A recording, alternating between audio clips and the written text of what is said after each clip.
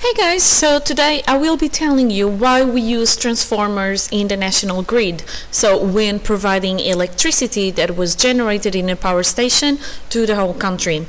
There will be later on with another topic, another video more to do with the transformers on how they work exactly, but today is really why we are using them, okay? So here we go. This is the national grid in here, okay? So, or this is the whole system from generating electricity to get it to your homes, okay? Now, what happens is, in a power station, I can generate electricity, and that electricity is going to have a voltage of about 25 kilovolts, okay? Now, that's pretty high. Kilo stands for 1,000, so 25,000 volts. Now, that is pretty high. However, what happens is the following. When I have this this voltage going on the cables in between the pylons, these cables in here, if I have a voltage that is not very high, what is going to happen is I'm going to have more heat being lost in the cables, so more the whole process is less efficient because there is more heating up happening on the cables. And this is because if I have this type of voltage and it's not too high, I'm going to have the current going through in such a way that it's going to produce more resistance, and more details on that in a second, okay? And because it produces more resistance, as you guys know, resistance produces heat in the cables, and therefore some of me transferring this energy throughout the country, most of this energy, or a big part, is going to be wasted as heat instead of being usefully transferred, which is being transferred on the cables. So what I do is I use a step-up transformer, which, as the name says, sets the voltage up. So the voltage goes from 25 kilovolts to 132 kilovolts or more.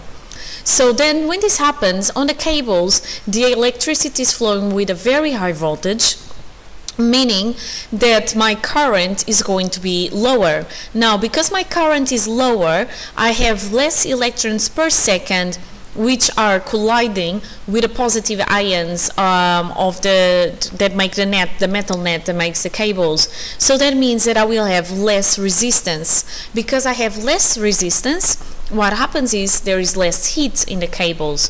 So that means that there is less energy being wasted as heat, heating the cables and the surroundings, and more useful energy, which is the energy that is actually being transferred through the cables.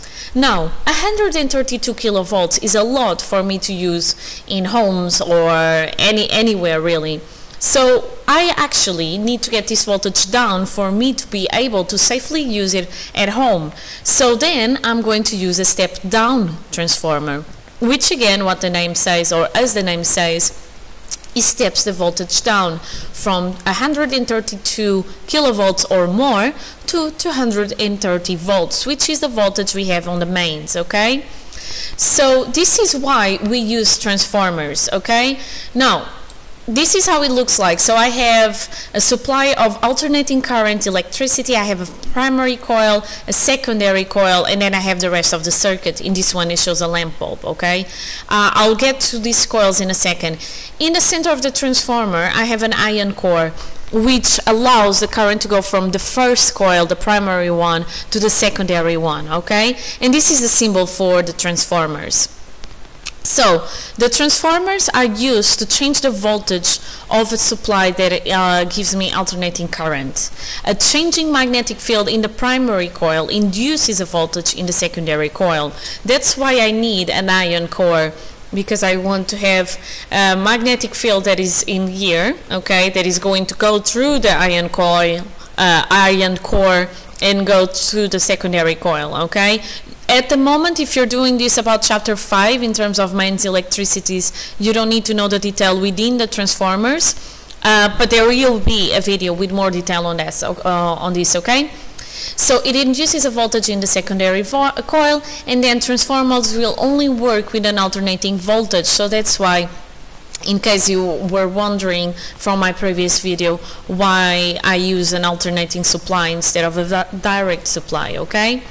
So I can have step up and step down transformers, okay? So the step up is going to have less turns on the primary coil than in the secondary coil. So this coil has less turns than in the second one. So the number of coils goes up in the step-up transformer. The reason for that is because the more coils you have, the more current you generate, okay? And actually, sorry, the higher the voltage is that you generate. So a step-up transformer increases the voltage, okay? Now, a step-down transformer does the opposite. So if you look in this picture in here, I get more coils in the beginning than at the end. So more coils will generate a higher voltage, okay? So step-down transformer has more turns on the primary coil than on the secondary coil. So the number of coils goes down. It is therefore a step-down transformer that decreases the voltage, okay? And in case you are taking notes of all of this, remember that the higher the grid's voltage, so where I have the electricity passing through the cables in the pylons, then the greater the efficiency of transferring the electrical power through the grid, okay? And this is why overall I use step-up and step-down transformers. Step up to make it more efficient, step down so I can use it at home, okay? So, oopsie, sorry for that. So I hope it made sense for you guys. And up to my next video, be happy and healthy. Bye!